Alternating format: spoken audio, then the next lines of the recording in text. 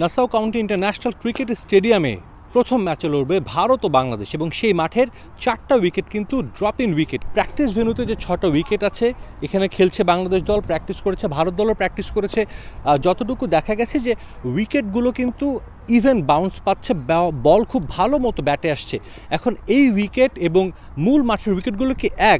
যতটুকু আমরা জানতে পেরেছি অ্যাডিলেড থেকে যারা নিয়ে এসেছে এই উইকেটগুলো, তারা কিন্তু বলেছে এখানেকার উইকেট এবং মাঠের যে উইকেটগুলো আছে সবগুলো একসঙ্গে, এই 10টা উইকেট একই সঙ্গে কিন্তু তৈরি করা হয়েছে। তবে একটা বিষয় কিন্তু নতুন, যেটা হয়তো অনেকে জানতেন না, এই উইকেটগুলোতে যে মাটি ব্যবহার করা হয়েছে সবাই হয়তো ভাবছিলেন এই মাটিটা অস্ট্রেলিয়ার অ্যাডিলেডের মাটি, তবে সেটা কিন্তু না। যারা এই উইকেটগুলোর পরিচর্যা করছেন তাদের সঙ্গে কথা বলছি, তারা কিন্তু বলেছেন এইখানে যে মাটিটা ইউজ করা হয়েছে এই উইকেট বানানোর জন্য সেগুলো কিন্তু ফ্লোরিডার মাটি, এবং সেটা বিশেষ একরকম মাটি যেগুলো আসলে বেসবল খেলার সময় যে মাঠে যে মাটিগুলো ব্যবহার করা হয় সেই মাটিগুলো ব্যবহার করা হয়েছে এই পিচগুলো তৈরির জন্য।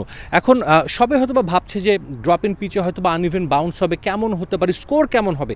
টি-20 ওয়ার্ল্ড কাপের ম্যাচ, ডেফিনেটলি সেখানে হাই স্কোরিং ম্যাচ সবাই দেখতে চাইবে। অ্যাডিলেড ওভালের কিউরেটররা জানিয়েছেন 170 থেকে 80 অনায়াসে রান হবে, এবং সবচেয়ে ইম্পর্টেন্ট যেটা আমরা দেখি যে অনেক সময় টি-20 ম্যাচে প্রথম ইনিংসে ভালো উইকেট থাকে, পরবর্তীতে সেকেন্ড ইনিংসে যখন ব্যাট করতে যায় হয়তো উইকেটটা একটু স্লো হয়ে যায়।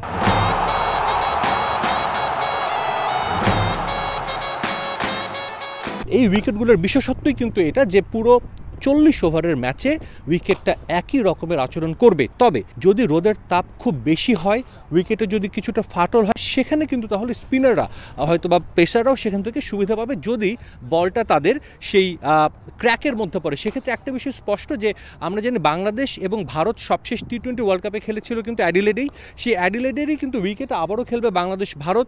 ডেফিনেটলি বাংলাদেশের জন্য কিন্তু এটা খুব ইম্পর্টেন্ট একটা ম্যাচ হতে যাচ্ছে, প্রস্তুতি ম্যাচ হলেও, কারণ আমরা জানি লিটন দাস তিনি ছন্দে নেই, তিনি রান পাচ্ছেন না।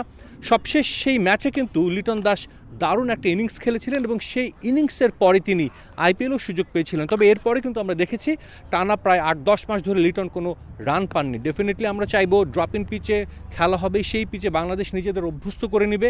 একই সঙ্গে বাংলাদেশের যে ক্রিকেটার অফ ফর্মে আছেন তারাও এই ম্যাচ দিয়েই ফর্মে ফিরবেন। নিউ ইয়র্ক থেকে সাজিদ মুস্তাহিদ, সময় সংবাদ, যুক্তরাষ্ট্র।